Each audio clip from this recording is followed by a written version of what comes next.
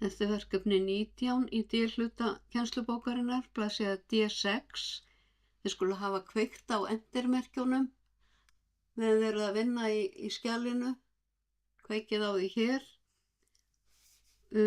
Og þið byrjuð á að setja bentilinn fyrir framan fyrirsögnina stafræn borgaravitund. Ekki inngangur eins og er í fyrstu útgáfu af bókinni. Og ég ætla að setja útlitskaflaskil. Þá fer ég í layout, breaks og vel next page. Og ef þið eru með endirmerkin sýnileg, þá á að standa hérna section break, next page. Þá er annað útlit á forsíðunni og efnisyfirlitinu heldur en í skjalinu sjálfu. Og ég ætla að vista.